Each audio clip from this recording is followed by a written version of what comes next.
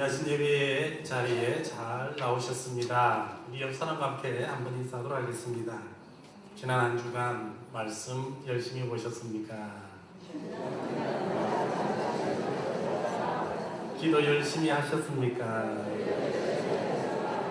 예배 마치고 식사하시고 가실 거죠? 셋 중에 하나는 하시기 바랍니다. 이 젊은 세대들에게 있어서 생소한 내용이지만 예전만 하더라도 우리들에게는 이 식사하셨느냐라고 하는 그러한 인사말이 있었습니다. 저도 아직 체험은 해보지는 못했지만 이 소문을 들어서 이 보릿고개라고 하는 그 존재는 알고 있습니다. 이 보릿고개라고 하는 것이 먼저는 가난으로 인해서 먹을 것이 없었고 또 한편으로는 아예 먹을 것이 없던 그러한 시절이어서 먹지 못했던 우리들에게 있어서는 이 가슴 아픈 그러한 추억입니다. 그래서 이 시기에 가장 강렬한 문제는 뭐냐면은 바로 이 먹는 문제였고요. 그 결과 밥을 먹었느냐 먹지 못했느냐라고 하는 것이 우리의 모든 마음을 담아 아마 서로에게 그렇게 인사를 건넸던 것으로 보입니다. 이처럼 먹는 것이 중요한 시절에 있어서 이 친구들과 함께 이 밤늦게까지 놀다가 보면 그때는 집집마다 한 사람씩 나와가지고 그 자기 식구의 이름을 부르는 경험들을 하셨을 것입니다. 집 앞에서 큰 소리로 아무개야 그렇게 부르면 그 이름을 불린 친구는 반드시 대답을 해야 했고 그 응답을 들은 집에서는 또 이번에는 야 와서 밥 먹어라 이렇게 또 소리를 질렀던 기억이 있을 겁니다. 이름을 부를 때에 대답을 하게 되면 밥을 먹을 수 있는 그런 특권이 주어졌고요. 오늘은 정신이 팔려서 이 대답을 하지 못하면 이번에는 집에 잡혀가서 밥 대신에 얻어맞거나 최소한 구정을 들었던 그런 기억들이 분명히 있을 것입니다. 우리 기억 속에 있어서 누구를 부른다라고 하는 것은 또 그 부를 때 응답한다라고 하는 것은 당시에 있어서 가장 중요한 문제였던 바로 이 먹는 문제가 해결되었던 것을 우리는 잘 알고 있습니다. 반대로 부를 때에 응답을 하지 못하거나 또 듣지 못해서 응답을 하지 못했을 때는 왜 응답을 못했는지 왜 듣지를 못했는지 이것이 중요한 것이 아니라 응답하지 못한 것 바로 그 자체가 가장 중요했고 거기에 대한 응당 책임을 본인들이 져야 했습니다. 그리고 그 책임도 보시면 이분은 더욱이 가장 중요한 문제였던 이 밥을 먹지 못하는 바로 그러한 책임으로 이어졌던 것을 우리는 알고 있습니다. 심지어 이런 경우도 있었습니다. 와서 저녁을 먹으라고 부를 때에 더 놀고 싶어가지고 이번엔 일부러 대답을 하지 않는 경우입니다. 사실 자신을 부르는 것에 대해서 대답을 하고 안 하고는 그 본인 자신이 선택해야 될 문제입니다. 만약 대답을 하게 된다면 가서 밥을 얻어 먹을 수는 있었지만 대신에 더 이상 놀 수는 없었습니다. 이번에는 반대로 더 놀고 싶어서 대답을 안 했을 수도 있는데요. 이때는 더 놀 수는 분명히 있었지만 대신 밥은 먹지를 못했습니다. 이를 두고서 우리는 뭐라고 이야기를 하느냐면은 대답을 하거나 또는 이 먹을 것인가 놀 것인가라고 하는 이런 선택할 것에 대한 자유라고 하는 그러한 말을 하게 되고 분명한 것은 자유에는 또 한편으로 그 자유를 누린 대가에 걸맞는 책임도 또 한편으로 반드시 져야 한다라고 하는 것입니다. 이 자유에 대해서 저에게 있어서는 이 개인적으로 가슴 아픈 추억이 하나 있습니다. 저는 개인적인 사정으로 인해서 대학 입학과 함께 교회에서 운영하는 요즘 말로 하면 학사관이라고 하는 말이 좋아 학사관이지 그냥 교회 안에 들어가서 그렇게 살았습니다. 입학 전부터 이 교회 학사관에는 대학생들이 주변에 많이 있었기 때문에 대학 생활들을 어떻게 해야 하는지 대학 신입생으로서 어떻게 자신의 신앙을 지켜가야 되는지 그런 많은 교육들을 했습니다. 예나 지금이나 지방을 떠나서 그렇게 학교에 들어가게 되면 대학에 들어가게 되면 그냥 마음대로 살아가는 일들이 많았기 때문에 교회에서만 그렇게 신신당부하며 가르쳤다라고 하는 겁니다. 교회에서 이야기를 할 때 계속적으로 이야기하는 것이 대학 생활을 하기 시작하면 자유가 있고 그 자유에 대한 책임을 져야 한다라고 강조를 했습니다. 저는 그때 자유를 누리려면 그러면은 단순하게 그냥 그에 걸맞는 책임만 어느 정도 지면 되겠다 그렇게 생각을 했습니다. 근데 결정적인 사건이 대학 입학 전 신입생 오리엔테이션 할 때 일이 벌어지기 시작했습니다. 학교에서 이 오리엔테이션에 참석하러 연락이 왔는데 사실 참석하려면은 이 한 푼이 아쉬운 그러한 시기였기 때문에 학교까지 가려면 멀리 가려면 차비도 많이 들어야 됐고 움직이려면 이래저래 많은 돈들이 들어갔기 때문에 저는 고민을 했습니다. 그래서 저는 그냥 불참할 자유를 누리고 대신 이후에 일어나는 일들에 대해서는 그냥 책임을 지기로 했습니다. 10대 후반에 있어서 대학 신입생으로서의 호기를 그때 한번 부려보자라고 한 것입니다. 그런데 불참할 자유를 누린 것에 비해서 그에 대한 책임의 대가는 너무나 혹독하게 저에게 다가왔습니다. 수강 신청도 그때 한 것이었습니다. 왜 수강 신청을 못했습니까? 제가 원하는 수업은 하나도 들을 수가 없었습니다. 게다가 수업 시간도 문제였습니다. 모두가 끄려하는 토요일날 무려 수업을 4시간이나 들어야 했고요. 그것도 12시에서부터 시작하는 마지막 수업까지 저는 들어야 했습니다. 당시는 토요일날 이렇게 오전 근무가 있었기 때문에 당연히 일을 한다라고 알고 있었지만 그래도 많은 사람들은 대학인데 토요일까지 수업을 하느냐 믿지를 않더라고요. 수업이 있다라고 이야기를 했고요. 토요일 아침에 가방 메고 아침 일찍 학교를 갔고 또 수업 마치고 집에 올 때쯤 되면은 주변에 있는 중고등학생들하고 같이 이렇게 버스를 타고 교회로 돌아갔던 기억입니다. 근데 이것만 이야기를 하면 책임이 별 그렇게 크진 않잖아요. 오리엔테이션 할 때 불참함으로 인해서 결정적인 것 하나가 더 있습니다. 그건 뭐냐면은 심화 과정이라고 해가지고 요즘 말로는 이 부전공을 선택을 했어야 되는데 그것도 선택을 못한 것이었습니다. 그래서 입학하자마자 교무과에서 좀 오라고 그렇게 연락이 왔습니다. 교무과에 갔더니 이 부전공은 반드시 선택해야 하는데 모든 과가 다 마감이 되었고 딱 3개가 남아있다고 이야기를 했습니다. 그래서 이 3개 중에 하나만 고르라고 이야기를 했습니다.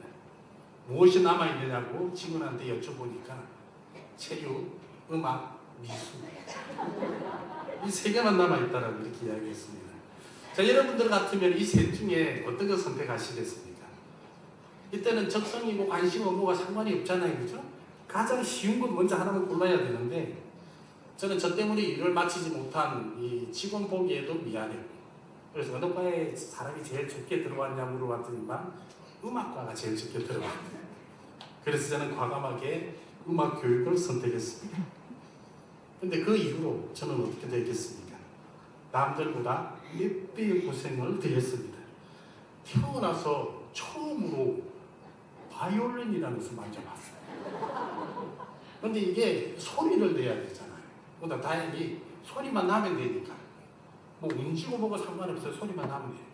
피아노도 남들보다 더 쳐야 했거든요. 근데 피아노도 소리만 나면 되니까 다행히 울림통 속에 숨어가지고 손가락 2개를 쓰든 3개를 쓰든 소리만 나면 되니까 그렇게 살아갔습니다. 또 하나가 더 있습니다.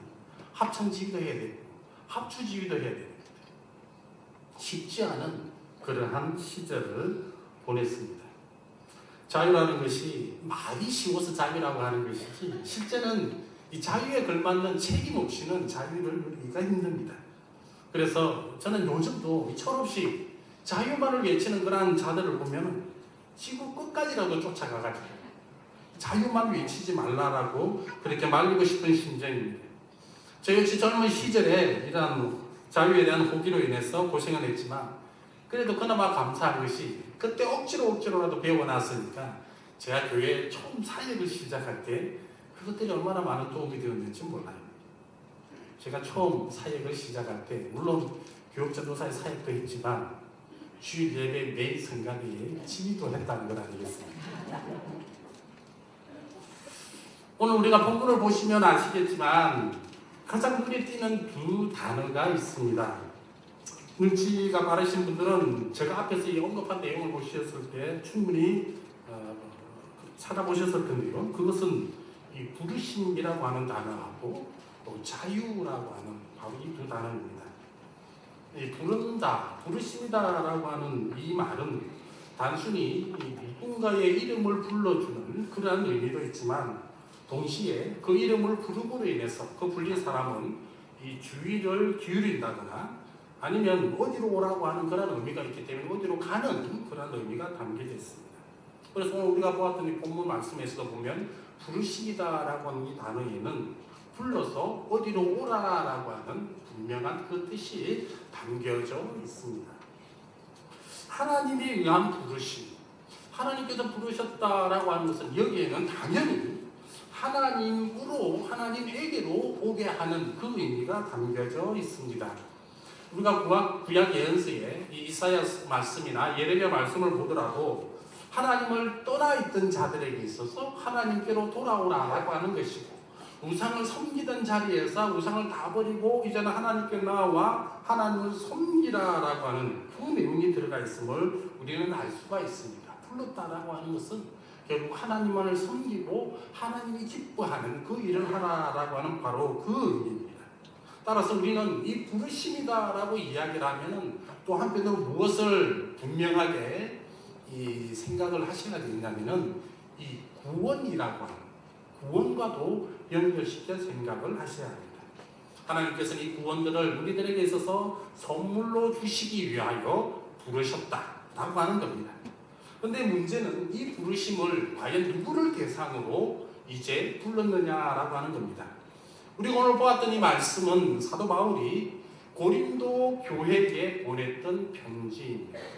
고린도 성도들에게 있어서 보냈던 바로 그 말씀인데, 그렇다면 이 부르심의 대상이 누구냐라고 한다면 누구겠습니까? 바로 고린도 교회의 교인들이에요. 고린도 교회의 교인들이다라고 한다면 구원을 사실 하나님으로부터 선물을 이미 받았는데, 그러면 왜 지금도 부르고 있는 것일까? 아니, 구원은 한 번으로 충분한 것인데 제1구원, 제2구원, 제3구원이 있어가지고 계속적으로 이걸 주시기 위하여 고린도 교인들에게 보냈느냐라고 한다면 이때는 우리가 생각을 달리 해야 됩니다. 뭐냐면 이때의 부르심에 관해서는 구원이라고 이야기를 하는 것이 아니라 소명이라고 하는 것으로, 소명이라고 하는 것으로 우리는 인식을 해야 합니다. 소명이라는 말의 뜻이 무엇입니까? 우리는 무엇을 소명으로 알고 계십니까? 그것은 하나님께서 먼저 하나님의 사람들에게 있어서 하나님을 믿는 것이 전제가 되어 있고, 이런 사람들에게 이제는 이래 살아가라, 저래 살아가라라고 말씀하시는 것이 하나님에 대한 소명이다라고 하는 겁니다. 그래서 누구는 그 소명 때문에 어떻게 살아가고 있습니까? 목회자로서 선교사로서의 삶을 살아가는 경우가 있고, 누구는 직장 생활과 또 사업 생활을 잘 하면서도 또 한편으로는 집사와 장로와 권사로서의 그러한 삶을 살아가고, 또 누구는 하나님부터 받아가진 이러한 많은 은사들을 가지고 사람들 가운데 자신의 은사를 펼쳐 보이며 살아가고 있는 것입니다. 우리는 우리의 삶 속에서 열심히 살아가, 또 한편으로 하나님도 잘 섬기고 있는 이것에 대해서 분명 소명이라고 그렇게 생각을 하고 있습니다. 그러나 우리가 이렇게 소명에 대한 이러한 생각을 하는 것과는 달리 당시 고린도 교인들은 그렇게 생각하지를 않은 것 같습니다. 예수를 믿고 난 이후에 무엇인가 눈에 보이는 것으로 달라져야 되겠다, 뭔가 눈에 확인되어지는 달라짐이 나에게 있어야 되지 않느냐라고 하는 그러한 생각들을 하게 된 것입니다. 내가 예수를 믿는데 뭔가 또 한편에 해야 되지 않느냐라고 하는 것들, 우리가 처음 생각할 때는 정말 이렇게 좋은 그런 생각들을 하게 되었다라고 하는 것을 알 수가 있습니다. 왜 이런 생각을 하게 되었을까요? 하나님의 부르심이다, 하나님의 소명이다라고 하는 것이 사실 우리를 완전한 가운데 완벽하게 변화시킨 다음에 부르셨다라고 한다면 좋을 텐데, 사실 현실은 우리들에게 있어서 그렇지가 않습니다. 먼저 인간이란 존재가 그런 존재가 아니에요. 이 말은 인간이 쉽게 변하는 존재가 아니기 때문이다라고 하는 겁니다. 쉽게 예를 들면 이렇게 설명을 해볼 수가 있습니다. 세상 모든 사람들은 천국이 어떤 곳인지 정확하게 성경적으로 알지 못하지만 그저 좋다라고, 좋은 곳이다라고 하는 것은 알고 있습니다. 그래서 그 좋은 천국에 가려면 이제 어떻게 해야 갈 수 있느냐? 우리는 뭐라고 이야기를 하죠? 예수를 믿어야 갈 수 있다라고 우리는 그렇게 이야기를 합니다. 그런데 이 예수를 믿으려면 이번에는 어떻게 해야 돼요? 평소 즐겨하던 술 마시고 노래하고 춤추고 등산 가고 막 이렇게 하는 것들을 모두 끊어야 예수를 믿을 수 있다라고 우리는 분명히 이야기를 할 겁니다. 그런데 이렇게 이야기를 하면 천국이 아무리 좋은 곳이라고 알고 있는 세상 사람들도 그때부터는 예수 안 믿는다라고 이야기를 해요.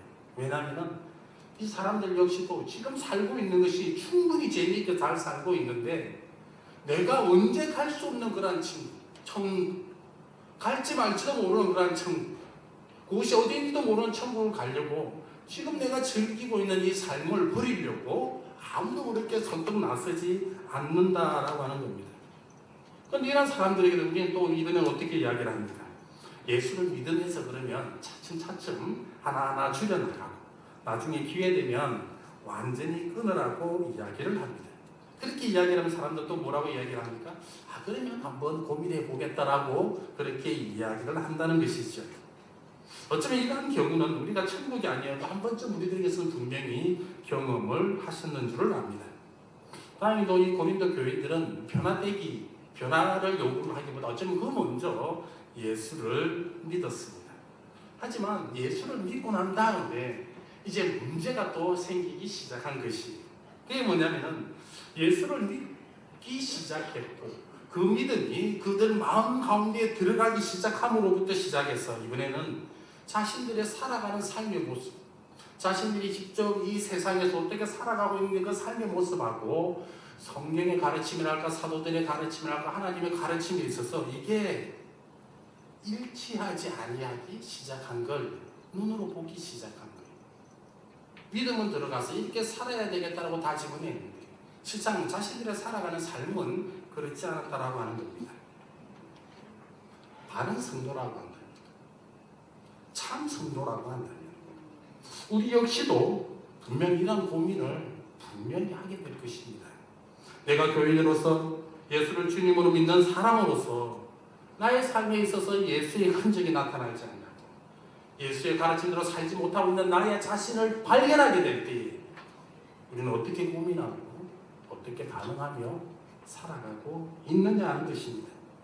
분명 양심의 가책으로 괴로워할 것이고 어떻게 해서든 우리는 말씀대로 배운 대로 들은 대로 그대로 살아가려고 몸부림칠 것입니다. 만약 우리의 삶에 있어서 이러한 심각한 고민이 없다라고 한다면 그때는 딱 두 가지로 생각을 해볼 수가 있습니다. 첫째는 아무 문제도 없이 완벽한 성도로서의 삶을 살아가고 있든가, 아니면 정말 죄송하지만 믿음이 없다라고 그렇게 볼 수밖에 없는 것입니다.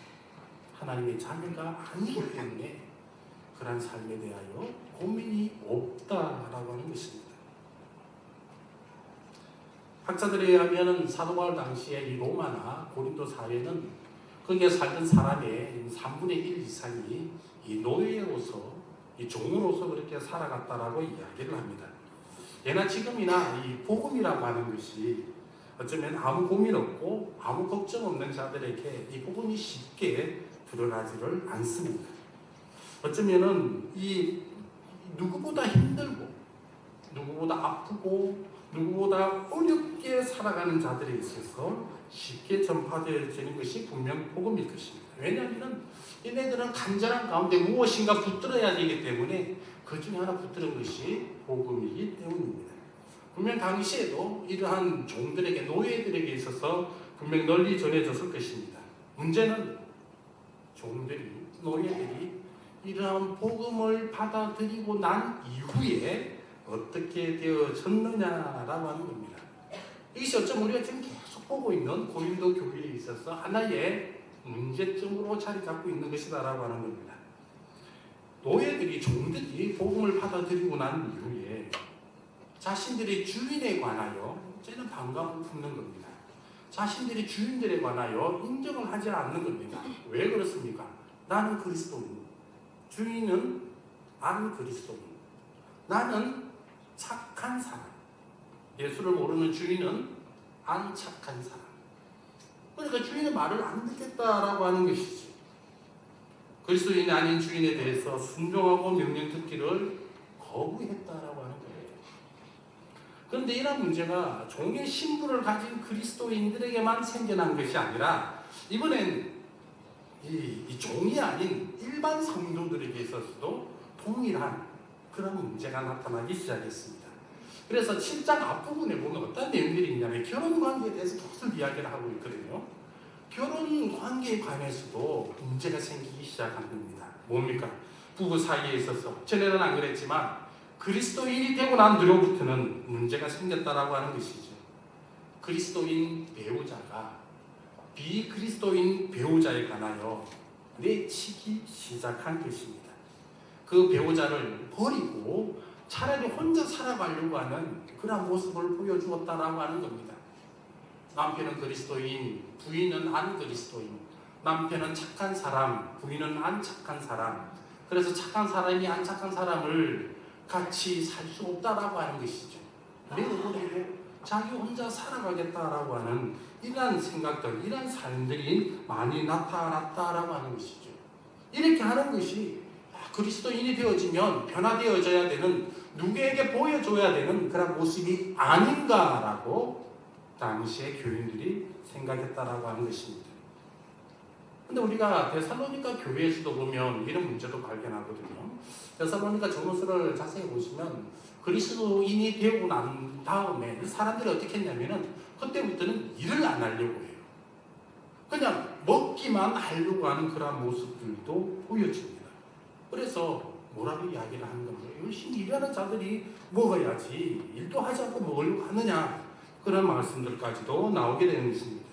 그래서 이런 현실들이 많이 생기니까, 이런 문제들이 생기니까 이제 바울이 무엇이라고 이야기를 합니까? 그것이 결혼 제도에 대해서 먼저 이야기를 하고 오늘 우리가 보았던 20절 말씀에서 비로소 이 말씀을 하시는 거예요. 각 사람은 부르심을 받은 그 부르심대로 지내라. 각 사람은 부르심을 받은 그 부르심대로 지내라라고 하는 겁니다. 그런데 20절에만 나오는 게 아니라 자세히 보시면 17절에도 이 말씀이 또 한 번 더 언급이 되어져요. 오직 주께서 각 사람에게 나눠주신 대로 하나님의 각 사람을 부르신 그대로 이제는 행하라라고 말씀하시는 겁니다. 17절 말씀과 20절 말씀의 공통점이 뭐라고 보여지십니까? 부르심을 받은 그대로, 부르심을 받은 그대로. 여기서 우리가 명심해야 할 것은 무엇을 하라고 하기 위하여 부르신 것이 아니라 어디에서 불렀느냐라고 하는 이것을 우리는 명심해서 보셔야 된다라고 하는 겁니다. 이것은 지금 우리가 무엇을 하라고 하는 것보다 먼저는 우리가 어떠한 처지와 형편과 상황 가운데 있는지, 그리고 어떠한 조건 가운데 우리가 지금 처해 있는지, 이런 것들 하나하나를 세심하게 살펴보라라고 하는 것입니다. 더 쉽게 한마디로 말씀드리면 하나님은 우리가 살아가는 삶의 현장 그곳에서 우리가 오늘 또 때로는 치열하게, 때로는 우리가 오늘 또 너무나 힘들게, 때로는 우리 눈에 눈물 쏟게 만드는 바로 이곳에서 하나님은 우리를 부르셨다라고 하는 것입니다. 결국 소명이라는 것은 이런 겁니다. 하나님께서 모든 여건과 상황을 만드시고 난 다음에, 세상을 하나님의 뜻대로 모든 것을 다 정리하고 나신 다음에, 그리고 모든 일을 할 수 있는 여건들을 다 갖춰놓고 나신 다음에 우리를 부르시는 것이 아니라,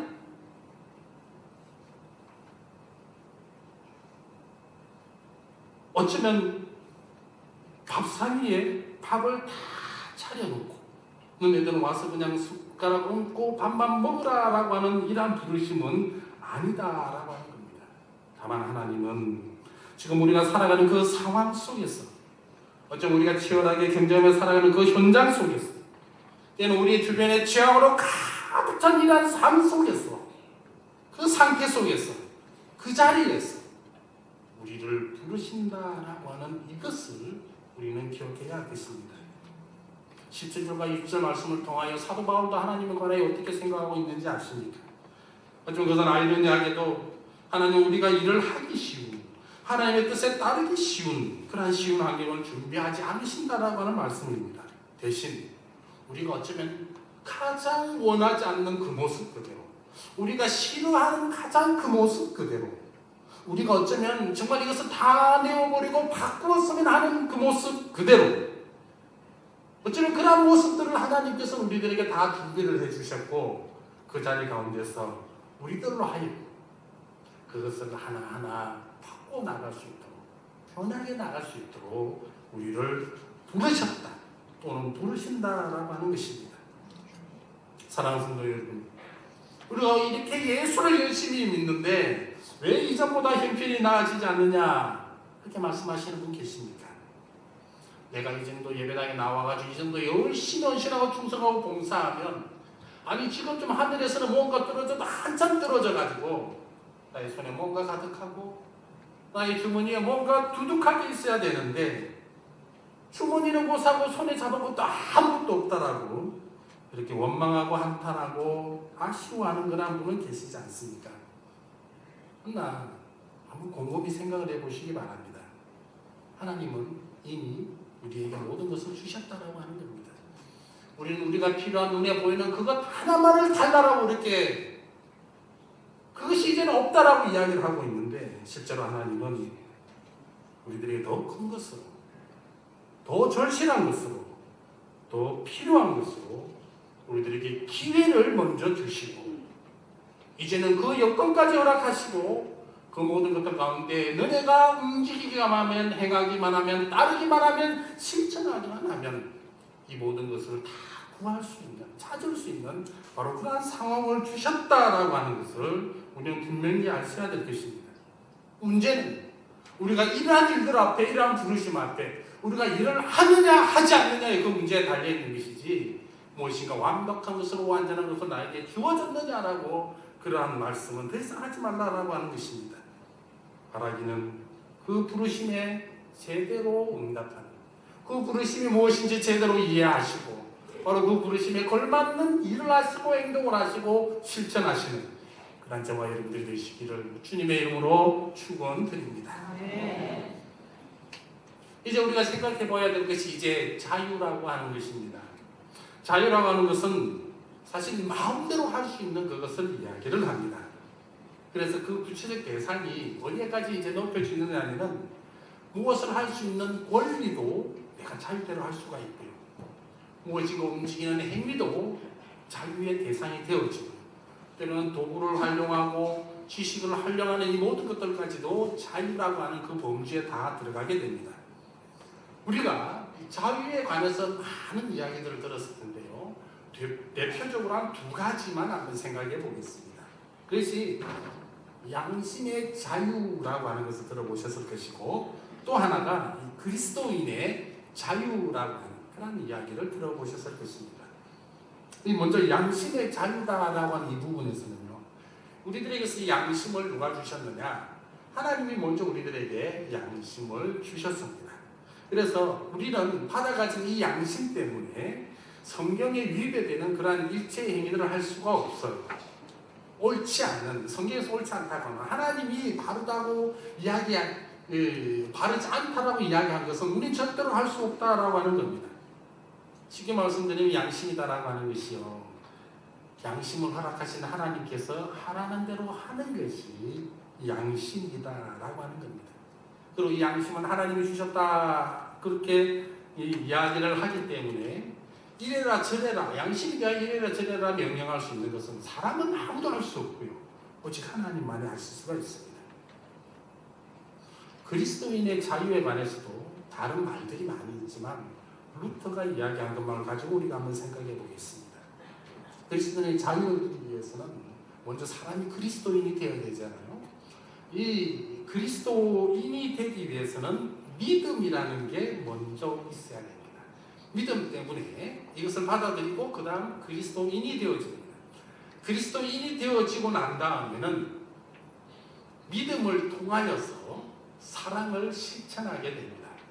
그리스도인은 믿음 때문에 그리스도인이 되어졌고, 이 그리스도인 된 사람은 이제는 사랑의 실천을 통하여 다시금 믿음을 보여주는 것입니다. 그럼 이 사람에 있어서 사랑의 실천은 자기가 마음대로 해야 한다고 해가지고 그게 사랑이라는 것이 아니고, 믿음 가운데에 하나님이 허락하신 그 사랑으로, 그 믿음으로 사랑을 실천하는 것을 이야기를 하고 있습니다. 그런데 믿음을 통하여 사랑을 실천하다 보면 하나님의 가르침이 분명 그 가운데 나오게 되죠. 때로는 그 사랑의 실천 가운데에 자신의 권, 자신의 이, 자신의 가지고 있는 여러 가지 것들을 다 포기하면서 말씀을 따르고 사랑을 실천하게 됨을 우리는 알 수가 있습니다.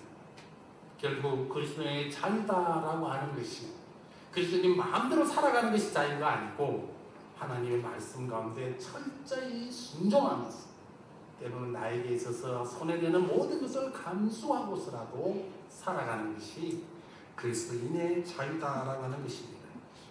양심의 자유와 그리스도의 자유에서 얻는 결론이 무엇입니까? 바로 이 자유라고 하는 것인데, 자유라고 하는 것이 내 마음대로 할 수 있는 것이 아니라 하나님의 뜻대로 행하는 것이 자유다라고 하는 것입니다. 그래서 하나님의 말씀인 성경에 있어서 유배됨이 없고, 성경의 가르침 중에서 가장 중요한 것이 무엇입니까? 바로 하나님을 사랑하는 것이고 이웃을 사랑하는 것인데, 하나님의 이웃을 사랑함에 있어서 나의 모든 권리를 내려놓고 나의 모든 욕심을 내려놓고 하나님과 이웃을 사랑한다. 이것이 진정한 자유다라고 하는 이 말씀을 우리는 아셔야 할 것입니다. 그래서 22절에서 이제는 무엇이라고 기록을 하고 있습니까? 22절 말씀 한번 보겠습니다. 주 안에서 부르심을 받은 자는 종이라도 주께 속한 자유이고 자유인으로 있을 때 부르심을 받은 자는 그리스도의 종이다. 이 22절 말씀은 이 영적인 의미로만 다 볼 수는 없고요. 세상적인 의미하고 영적인 의미가 같이 혼합이 되어 있습니다. 먼저 이 부르심을 받은 종의 신분에 관하여 먼저 이야기를 하고 있는데요. 이 종은 사실 이 세상에서 이 세상의 주인에게 속해 있는 바로 그러한 종입니다. 이 종은 노예 상태로서 살아가고 있는 자입니다. 그런데 이 종이 이제 예수 그리스도의 부름에 그 부름을 듣고 응답하여서 그리스도인이 되었다라고 한번 생각해 봅시다. 그때도 이 종이, 이 노예가 이 그리스도인이 되었지만 그러나 실제로 누구에게는 속해 있느냐? 세상 주인에게 속해 있다. 그런데 이 속해 있음에도 불구하고 이 종이 어떻게 그러면 자유함을 얻을 수 있느냐라고 이야기할 때 이 그리스도인의 종은 뭐냐면 더 이상 죄 가운데 있지 않고 악의 세력으로부터 벗어나게 되어지고 오직 하나님 말씀을 가장 귀한 것으로 알고 진리로 알고 그들을 믿고 따르며 실천한다라고 했을 때 여기에서 이야기를 하고 있는 종이라도 주께서 자유입니다. 그렇게 말씀을 하고 있습니다. 그런데 어떤 이는 이 말을 오해해가지고 종이 그리스도인이 되어지면 세상에서 이제는 자기 마음대로 다 할 수 있는 것으로 그렇게 착각을 할 수가 있습니다. 어쩌면 조금 전에 말씀드린 고린도 교인들의 문제였던 비그리스도인 주인을 배반하고 배척하고 심지어 자기 마음대로 이번에 주인을 갈아치우게 되는 그러한 행동을 하게 된다라고 하는 겁니다. 물론 상식적으로 보더라도 종이 주인을 갈아치우는 것은 불가능합니다만 최소한 주인의 권위를 인정하지 않고 살아가는 그런 모습들은 보여주었습니다. 게다가 비록 종은 아니었지만 믿지 않는 배우자들에 관해서 믿지 않는다고 그냥 배우자를 내어버리고 쫓아버리고 자기 혼자 살아가려고 하는 그러한 모습들이 고린도 교회에서 나타났고 그것을 지금 사도 바울은 엄연히 그 교회에서 문제다라고 이야기를 하고 있는 것입니다. 그런데 당시에 있었던 어쩌면 종과 주인과의 관계, 믿는 배우자와 믿지 않는 배우자의 관계, 이 모든 문제들을 현대의 우리의 삶에 있어서 적용하면 이제 어떻게 우리는 볼 수가 있습니까? 그리스도인이 되었다라고 해가지고 세상의 모든 가치를 이제 나쁜 것으로만 여기거나 악으로만 여기고 무조건 배척하거나 무조건 무시하며 살아가서는 안 된다라고 하는 이런 결론들을 우리는 얻을 수가 있을 것입니다. 예수를 믿는다고 해서 세상의 규범과 도덕에 관해서 자기 기준에서 마음대로 하지 말아야 된다라고 하는 분명한 이 말씀입니다. 우리 주변에서 어떤 일들이 많이 일어났습니다. 예배당을 짓거나 수리함에 있어서 세상 법을 무시하고 불법 건축을 하거나 무단 증개축하는 그런 행위도 하지 말아야 된다라고 하는 겁니다.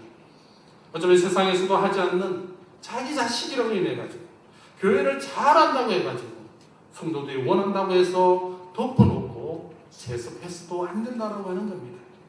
예배 시간 늦었다고 해서 오시는 길에 교통 신호를 위반해서도 안 되는 것입니다. 하나님을 찾아 예배하러 예배당에 왔으면서도 의와 진리와 거룩함에 하나님의 속성과는 상관없이 당당하게 교회 주변에다 불법 주차를 하고서 최소한 내가 이렇게 예배에 나왔으니까 하나님은 봐줄 수 있지 않겠느냐라고 이런 생각도 하지 마시라고 하는 겁니다. 오히려 우리가 자유인이 되었으므로 도덕적 의무와 충성과 봉사의 의미를 더 신실하게 행할 줄 알아야 한다는 것입니다. 비록 우리가 충성하고 봉사하고 헌신할 그 대상이 하나님을 알지 못하는 비그리스도인이라 할지라도 그네들에게 동일한 마음과 동일한 정성으로 섬기며 충성하며 봉사해야 된다라고 하는 겁니다. 이것이 어쩌면 그리스도에 속한 자유자들에게 있어서 감당해야 될 하나의 책임이다라고 하는 것을 분명히 기억하셔야 될 겁니다.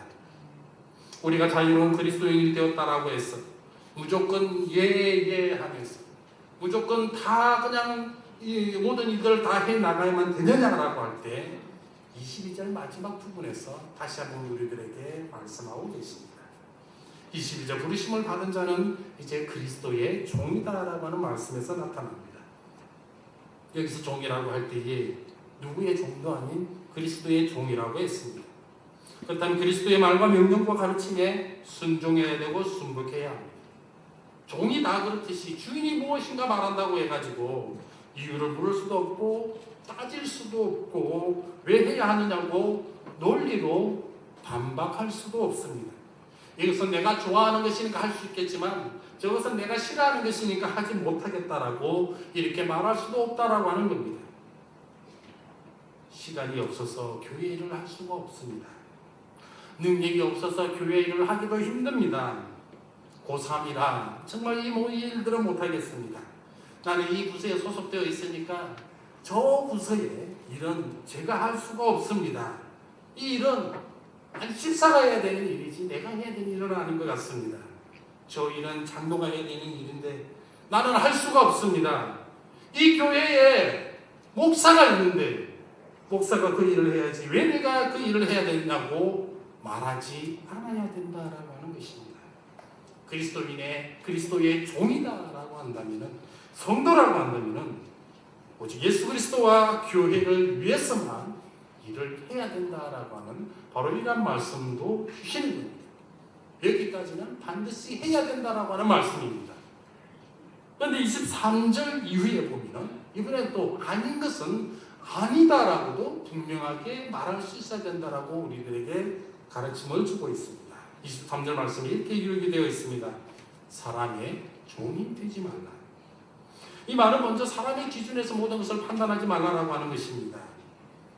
유한한 인간이 무한한 하나님을 판단하고 이 인간의 그 얕은 지식으로서 그 끝도 깊이도 알 수 없는 그 깊은 하나님의 지식을 가늠하지 말라라고 하는 것입니다.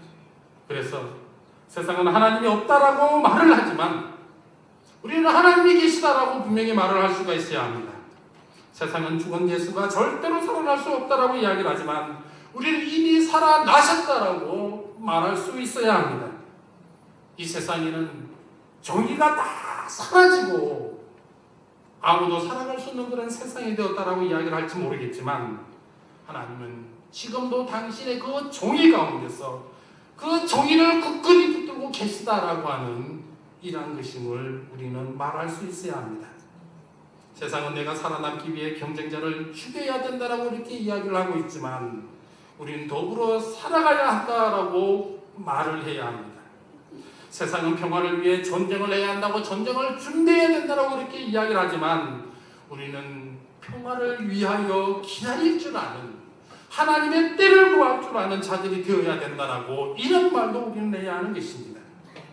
이것이 사람의 종이 되지 않는 것이고 오히려 하나님을 섬김의 대상으로 창조주로 구원주로 이렇게 인정하는 것입니다.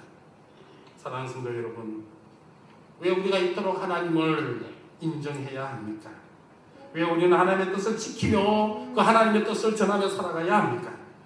그것은 하나님께서 값으로 우리를 사셨기 때문이다라고 하는 겁니다. 전능하신 하나님이시기, 힘 있는 하나님이시기, 단순히 당신이 가진 그 힘과 권력을 통하여 우리를 무조건 데려가신 것이 아니고 잡아가신 것이 아니고 당신의 그 고귀한 피로 값주고 당신의 생명과 맞바꾸심을 인하여 우리를 사셨기 때문이다라고 하는 겁니다. 그리고 이 모든 것들을 통하여 우리를 부르셨기 때문이다라고 하는 것입니다. 말씀을 맺도록 하겠습니다. 사랑하는 성도 여러분, 사실 우리 자신에 대해서 아무리 좋게 보아주더라도 세상에 잘난 사람들 앞에서 우리 스스로를 내세울 만한 것 아무것도 없는 줄 압니다. 오히려 저들과 비교하면 할수록 우리 자신의 못난 모습만 더 크게 보일 뿐입니다. 살기 위해 오늘 다운다운 우리의 모습들도 어떤 때는 정말 처량한 그런 모습을 보여서 한심하고 불쌍한 모습으로밖에 볼 수가 없습니다. 하지만 우리는 오늘도 하나님의 말씀을 드리고 새 힘을 얻습니다. 못난 우리에게도 부르심이 있기 때문이고 못난 우리들에게 있어서도 자유함이 있기 때문입니다. 부르심을 위해 하나님은 아들을 내어주시는 그러한 사랑을 우리가 입었고 자유함으로 인해 그 누구도 할 수 없는 하나님의 일을 이제 우리가 할 수 있게 되었다라고 하는 것입니다. 비록 내 눈에 차지 않는 나의 모습, 나의 삶의 모습, 때로는 내 주변의 환경이 정말 나의 눈에 차지 않더라도 어쩌면 그 모든 것들이 하나님께서 나에게 복령을 내려주신, 나와 우리에게 하나님의 일을 맡겨주신 하나님의 귀한 사역의 현장임을 우리는 기억하셔야 될 것입니다. 그래야 하나님의 부르심을 받은 그대로 하나님을 인정하고 하나님의 마음을 본받고 하나님만의 종으로 결국에는 일평생도록 하나님과 동행하는 저와 여러분들이 되시기를 주님의 이름으로 축원드립니다.